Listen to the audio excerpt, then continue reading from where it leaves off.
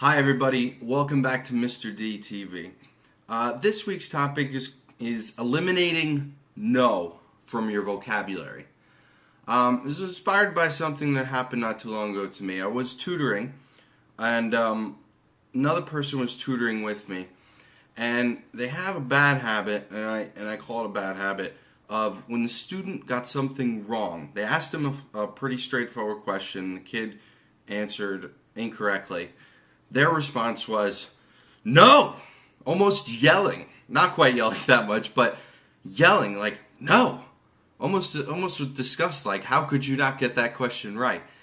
And I looked at the kid's face, and you could just tell, this was an elementary school age kid, that they were just, like, horrified. And I'm sure it looked like they were afraid to answer any more questions.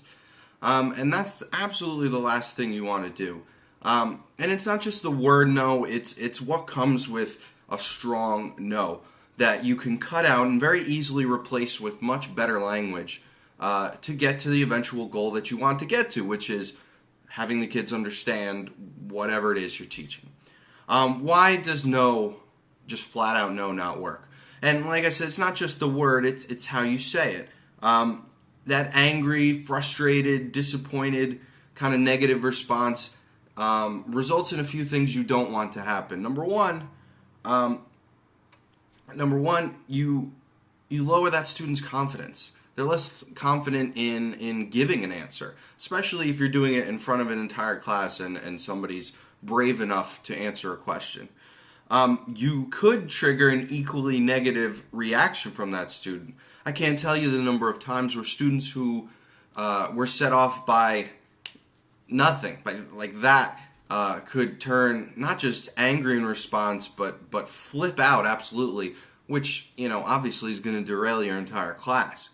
And, of course, like, whether it's one-on-one or in front of the class, it's something that can hinder the relationship building you're doing with a student.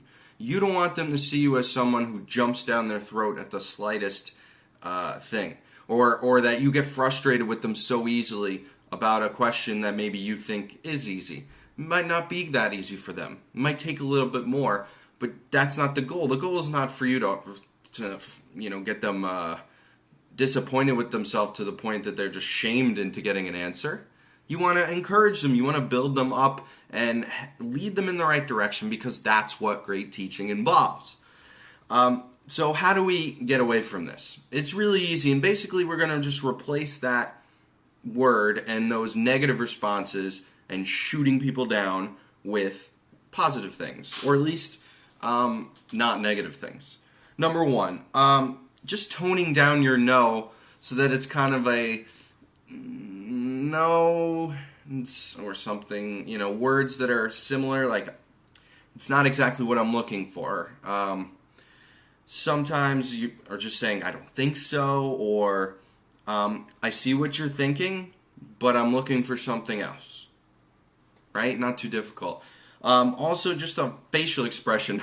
My students will tell you that I'm famous for my facial expressions. Just a raised eyebrow usually signifies to them that I'm telling them they're not on the right track, which is another good phrase to use. Like, I'm not sure if you're on the right track. But a facial expression, kind of anything that kind of conveys very subtly and almost in a funny way that it's not the right answer and we need to go somewhere else, is much easier to take than you going, no, what are you thinking? What is wrong with you guys? I don't understand how you can't get this. And if you think that's like something that doesn't happen in classrooms, even if you don't do it, you need to get out more. Another way, say yes to the correct parts of their answer. A lot of times when we're leaving an open-ended question or something that's a broad question, they might be on the right track, and maybe they're thinking of something very, very close, or half of their answer they're halfway there. Focus on the positive. Focus on what they got right. Then you can lead them and say, okay, we're halfway there. What's the next step to that? Okay, well, where should we go from here? That's going to elicit a lot better responses. But most importantly, The best response to an incorrect answer or a partially correct answer when you're sort of whether and again this is one-on-one and when you're asking those whole class questions is to ask questions to respond to their answers. Ask them to explain their answer a little bit. Ask them for more, ask them for the next step. But the most important way to phrase this question, it's the most powerful question you can ask when you're trying to lead students towards something, is how did you get that answer? How did you get that answer? And the best part is it works if they're right or wrong. Because if they're wrong, you say, how did you get that answer? They're going to explain their process, and you're going to be able to pinpoint exactly what they need to work on or what you need to reteach, right? Or you're going to open up the door for another student to come in and say, oh, but what about this other thing that they may have forgotten?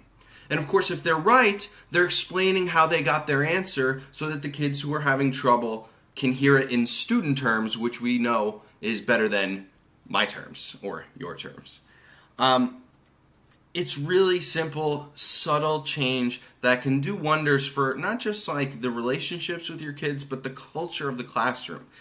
It's turning something negative into a positive, and that's really what we want to do. I'm happy to answer any questions. That does it for this week. I'm happy to answer your questions. Send them to teachforever@gmail.com. Otherwise, I'll see you next week. One last note, you may have noticed my away Jets jersey. Good luck, and Jets, Jets, Jets, Jets. See you next week.